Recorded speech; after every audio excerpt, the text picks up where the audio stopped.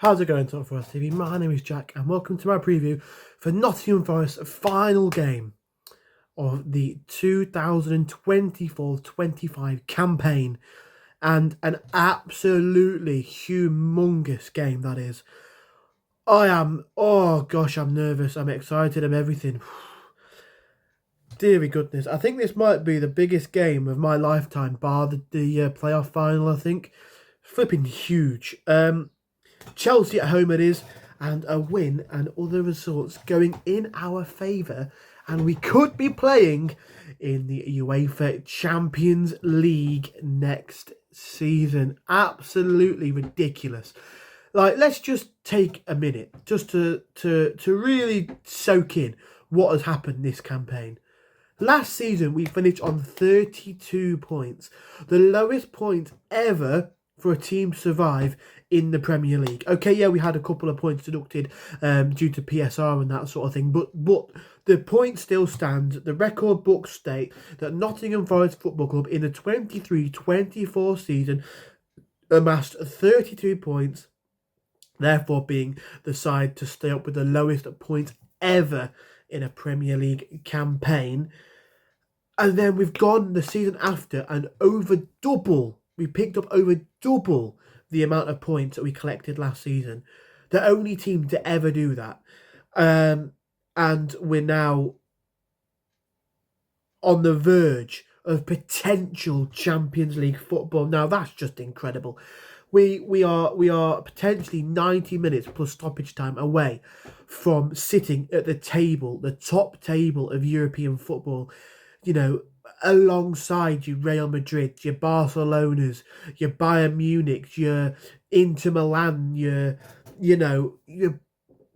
iconic, world-renowned football clubs, and little Nottingham Forest. Not little, we're a big club, but Nottingham Forest will be sat at the table. We'll have a place at that table alongside them. Man, that is ridiculous.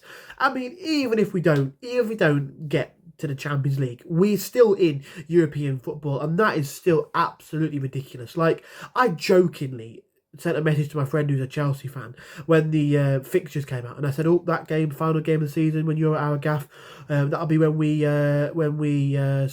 confirm Champions League." I think we said European football. I said it sort of a bit of a joke, you know. It was never really going to happen, was it? But it actually has. Okay, we've confirmed European football before that game, but we could confirm a slot in the UEFA Champions League with a win and with other results going in our favour. It's exciting, but it's also very nerve-wracking because we've been in a place where you probably expected us to get top 4 or top 5 already, because we were third in the division for so long. Poor results, as you guys are well aware of, over the past few weeks have taken us out of the top 4, but we're still in with a big shout after that win against West Ham, which was huge. 2-1 win away at the London Stadium. Had to grind it out in the last few minutes. Had to hold on for what seemed like an eternity at the end of the game, with the referee walking up the pitch and back and holding the game up and doing this, that and the other, which I did not have a clue what was going on. But the fact that he was, that we held on, that we conceded towards the end but didn't let that affect us too much. We got the 3 points and we're in with a shout on the final day is huge. Come on, you Reds, please. I mean, look, all we can do tomorrow is win. That's all. The most we can do is get 3 points, and then we'll take it from there. Like, we'll do our bit. If we win, we've done all that we can possibly do for the rest of the season. We can't, from this point on, we can't do any more than just get 3 points against Chelsea on Sunday, and then we'll go from there. Then we will see where we are, we'll see where we're at, we'll see what the other teams have done, but all we can feasibly control ourselves is to get 3 points against Chelsea. If we win and end up in the Europa League, fair enough. If we win and things go for us, incredible. Cloud 9. We've made it. We've done it. Like, out of this world. But yeah, Chelsea then. they had a very good start to the campaign. There was sort of things going around of Chelsea fans saying, "Oh no, we're not in a title race. We're not in a title race." When they were up and around sort of second and third and whatnot. Well, they were correct. They definitely weren't in the title race because they kind of fell off a bit. A few of their players haven't really performed to the levels that they have shown. Like Cole Palmer last season was unbelievable. This campaign he's dropped off and not been as good as probably expected. But there's been some other players as well who have stepped up. Cucurella stepped up, Caicedo stepped up and been really, really key players for Chelsea this season. So, it's not going to be easy by any stretch of the imagination, but I think the fact that we're at the City Ground and the fact that we have Nuno in charge, I think is really going to help us. Nuno, I think he gets it right more time than he doesn't against the big teams. You look at since Nuno's come in, and we've had some really big results against some of the top six style clubs. We talk about top six, but we beat Tottenham and United home and away, who both finished 16th and 17th. But they are traditional top six clubs. We beat Man City at home. We drew against Chelsea away last. This season, wasn't it? We beat. No, we didn't beat Arsenal. We drew against Arsenal. But we've in either game we played. So out of 2 games we played against each top 6 side so far, we've at least, including regardless of what happens tomorrow, we've at least got a point from one of the games we've played against the big 6. So like Arsenal, we lost, but we lost at their gaff. We got a point at our gaff. Man United and Tottenham, we won both. Man City, we won at ours, lost at theirs. Liverpool, we won at theirs, drew at ours. Chelsea, we won at theirs we drew at theirs and hopefully we win at ours. So we've had a really, really positive run against the top 6. I'm going on a whim here. I've not looked it up, but we might have the best points tally, best results out of any side who's faced the top 6 this season, bar the top 6, which United's a massive thing to say. But yeah. Talking about tomorrow, I am nervous. I am excited, but morally, like, the nerves are properly here now. Oh my goodness gracious me! It's not looking, like it's going to be a chill game at the office. We're going to be, oh man, it's going to be edge of the seats. Sort of nerve wracking the whole way through. But if we score first and we score early, then I think we'll be okay. You look at the way that Newcastle scored against Chelsea and then they couldn't break them down, Chelsea. They ended up getting frustrated. Jackson got a red card.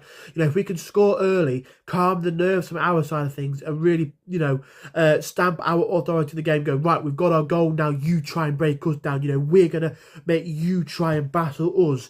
Then that could be really, really important. I think the first goal is going to be huge for this one, and I really hope it's going to be for us. I've captained Chris Wood on my FPL, so I'd love it to be him.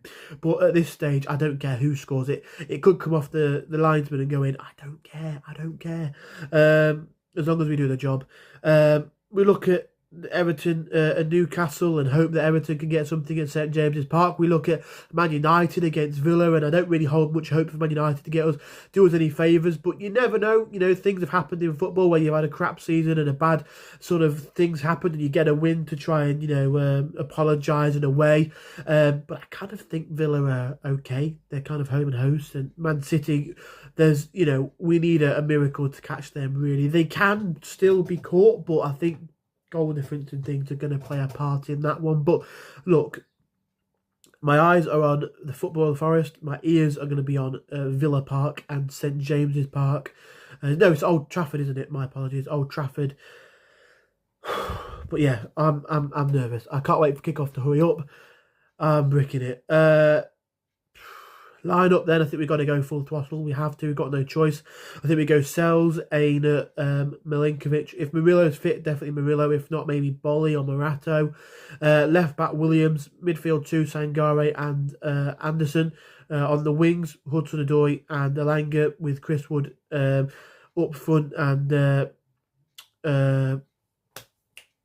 why have I forgotten his name? Morgan Gibbs-White, the man who's got an England call-up, in behind him. Oh, we need a big one. We need a big one. This bar in the playoff final is the biggest game of my lifetime. We could be in the Champions League. How that's possible is just ridiculous. You look at, if you'd said to us last season when we beat, was it Sheffield United on the final day, you will be playing in a game to potentially qualify for Champions League football on the last day of the season, we'd have giggled, we would have laughed. But guess what? It's happening and I cannot wait. Oh, come on, Forest, please. Oh, imagine hearing the champions at the City ground. Oh my days, it's going to be incredible.